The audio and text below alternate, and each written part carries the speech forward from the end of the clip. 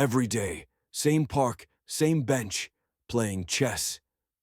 75-year-old Samuel Cooper, the quiet man neighborhood kids called Chess Grandpa, until he heard 8-year-old Emma's scream.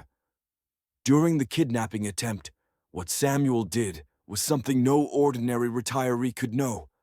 The way he moved, his positioning, and most importantly, how he tracked the kidnappers. When police arrived, they asked in amazement, "What kind of training has this man received?" Welcome to Hidden Warriors.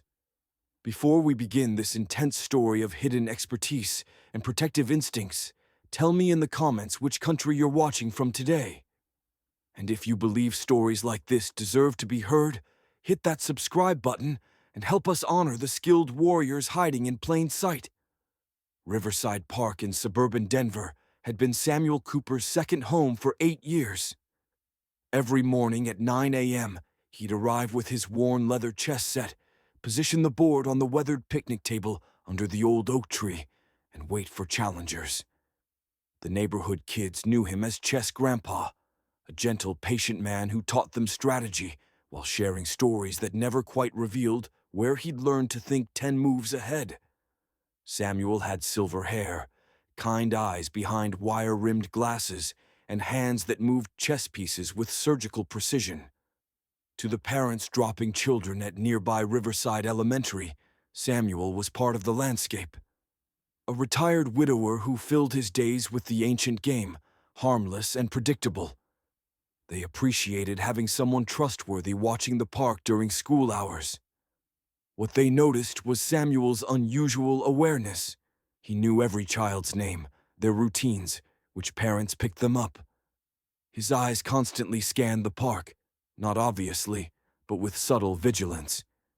He positioned himself with clear sight lines to all entrances, never with his back to the playground. "That old man misses nothing," remarked Linda Hartman to another mother. "Sometimes I think he's watching over our kids more carefully than we are." Linda didn't know how right she was. Samuel's daily routine never varied. Morning chess until noon, afternoon reading on the same bench, evening walk around the park perimeter. But his eyes were always working, cataloging faces, noting unusual behavior, tracking patterns that most people missed. During his 8 years in the park, Samuel had quietly prevented 3 potential incidents. A suspicious man photographing children. Samuel had engaged him in conversation until the man left. A confused elderly woman who'd wandered from a care facility. Samuel had called authorities and stayed with her until help arrived. A teenage drug dealer trying to recruit middle schoolers. Samuel had positioned himself between the dealer and children until police arrived. Each time, Samuel had acted so naturally that no one realized they'd witnessed intervention by someone with professional training. Wednesday afternoon, 3:15 p.m. School had just ended, and children were walking through the park toward home. Samuel was playing chess with 12-year-old Marcus Williams, a local kid who was actually getting good enough to challenge him. Emma Hartman, 8 years old, took her usual shortcut through the park. Blonde pigtails, purple backpack, always stopping to pet any dogs she encountered. Her mother Linda worked late Wednesdays, so Emma walked to her grandmother's house 6 blocks away. The black van appeared at the east entrance, moving slowly, out of place in the family neighborhood. Samuel noticed immediately. Commercial vehicle, tinted windows, license plate obscured by deliberately positioned mud. He continued his chess game but shifted position slightly for better observation. 2 men exited the van, mid-30s, athletic build, moving with purpose toward Emma's path. Not maintenance workers, not delivery drivers. Wrong clothes, wrong body language, wrong intentions. Samuel's demeanor didn't change, but 60 years of training activated. He memorized the van's visible plate numbers, estimated the men's height and weight, noted their coordination, suggested prior planning. "Marcus," Samuel said calmly, not taking his eyes off the chessboard. I need you to walk to Mrs. Patterson's house right now and ask her to call 911. Tell her there's about to be an emergency in the park. But we're in the middle of... Now, son. Don't look back. Don't run. Just walk straight there. Marcus heard something in Samuel's voice that made him obey immediately. The first man approached Emma near the playground. "Excuse me, little girl. Your mom sent us to pick you up. She's been in an accident." Emma stepped back, her mother's warnings about strangers echoing in her mind. "I don't know you. I'm supposed to go to Grandma's." The second man moved to flank her escape route. This was coordinated, professional, not opportunistic predators, but organized kidnappers with a specific target. That's when Emma screamed.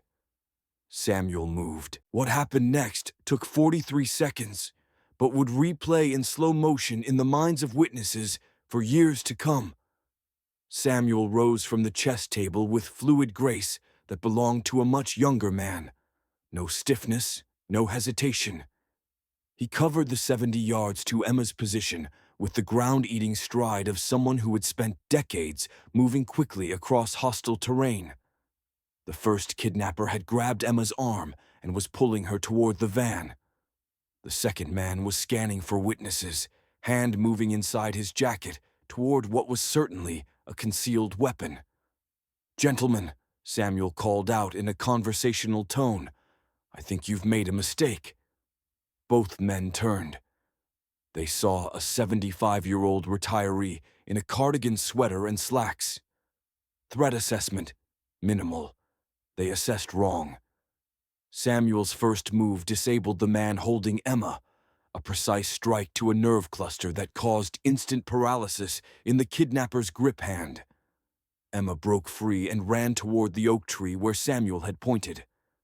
The second man drew his weapon, but Samuel was already inside his drawstroke, controlling the gunman's wrist while simultaneously striking pressure points that caused the pistol to drop. Both attackers were on the ground in under 20 seconds, conscious but effectively immobilized by joint locks that Samuel applied with the casual efficiency of someone who had done this many times before.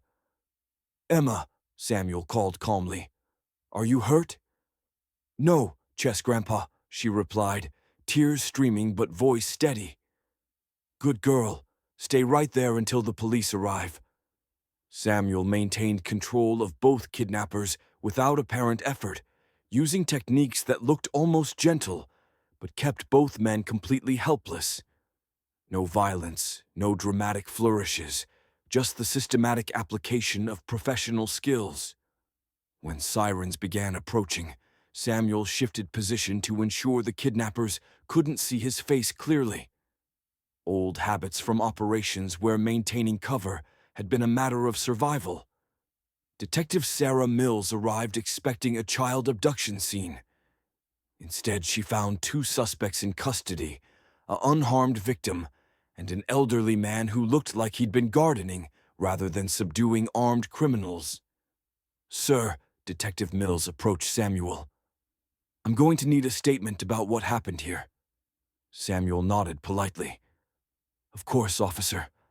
I was playing chess when these men attempted to take the little girl. I intervened." Mills looked at the two kidnappers, both clearly incapacitated by someone who knew exactly what he was doing. "Sir, what's your background?" "Military. Law enforcement." Samuel's eyes met hers directly. "I'm retired, Detective. I play chess in the park." "Retired from what?" Detective Mills pressed, studying Samuel's face. "Various positions," Samuel replied diplomatically. "Nothing particularly interesting." Mills ran Samuel's identification. Samuel Cooper, age 75, no criminal record, address in Riverside neighborhood. But something felt off. The man's calm demeanor, his precise language, the way he'd neutralized two armed kidnappers without breaking a sweat. "Mr. Cooper, those men you subdued are wanted in connection with 3 child abductions across Colorado. Professional criminals with military training.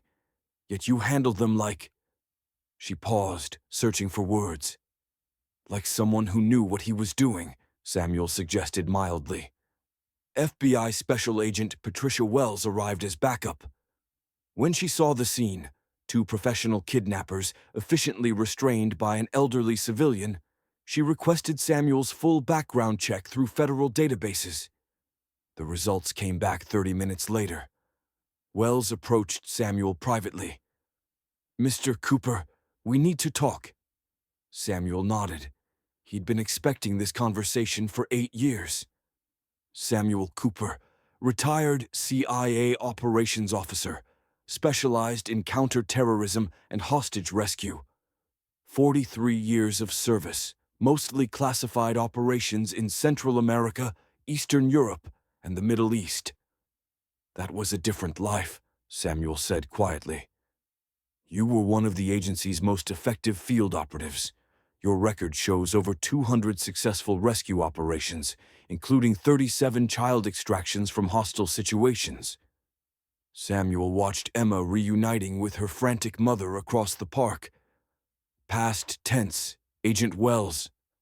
"Those techniques you use today, non-lethal restraint, situational control, that's advanced training.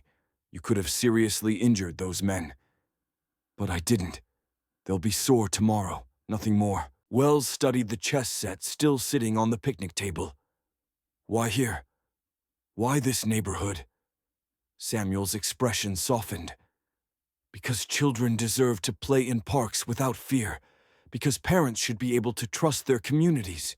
Because someone needs to watch." "You've been conducting unauthorized surveillance for 8 years." "I've been playing chess for 8 years," Samuel corrected. "The rest was just being observant." Wells checked her notes. "This isn't the first incident. We have reports of you intervening in suspicious activities 3 previous times. I helped some people who needed help. Without identifying yourself, without involving authorities until absolutely necessary." Samuel looked at her directly. "Agent Wells, I spent 4 decades working in shadows, carrying secrets, living identities that weren't my own. When I retired, I wanted something simple, real. This park, these children, this community, they're real. But you couldn't stop being who you are." "No," Samuel admitted. "I couldn't." Agent Wells closed her notebook. "The agency would welcome you back in a consulting capacity. Child protection services, training new operatives, threat assessment." "No," Samuel interrupted gently. "Thank you, but no." "Why?" Samuel gestured toward the playground where children were cautiously returning to their games, their parents hovering closer than usual. "Because this is my mission now. Not hunting bad guys across the globe, but making sure one small corner of the world stays safe for kids who just want to play chess and walk home from school." Agent Wells looked at the 2 kidnappers being loaded into federal vehicles. "You understand we'll need to monitor this situation. These men were part of a larger operation." "I understand. But Agent Wells?" Samuel met her eyes. "If there are others, and they come to this park, they'll find me here." 6 months later, Samuel Cooper was back at his chess table under the oak tree. The incident had been classified, the media reports vague. Most parents knew only that an alert citizen had prevented a kidnapping attempt. But the children knew. Emma Hartman brought Samuel homemade cookies every Friday. Marcus Williams had improved his chess game enough to occasionally win. Other kids began stopping by the table, not just for games, but for the quiet confidence that came from being near someone they instinctively trusted. Samuel never mentioned his CIA background. When children asked where he'd learned to play chess, he'd smile and say, "Practice." Lots and lots of practice. Detective Mills would occasionally patrol through the park, nodding to Samuel. Agent Wells had placed him on a watch list, not as a threat, but as an asset who'd proven that retirement from the agency didn't mean retirement from service. Because that's what true warriors do. They don't need recognition or official authorization. They find their mission and serve it quietly, protecting people who may never know the depths of the guardianship they've received. So I ask you, have you ever met someone like Samuel Cooper? Someone who seemed like an ordinary retiree, but moved through the world with unusual awareness? Someone who made you feel safer just by being there? Share their story in the comments. Because at Hidden Warriors, we believe the most effective protectors are often the ones who look least dangerous. Thank you for watching. If this story reminded you that guardians come in unexpected forms, subscribe and help us honor the hidden warriors among us. We'll see you in the next story.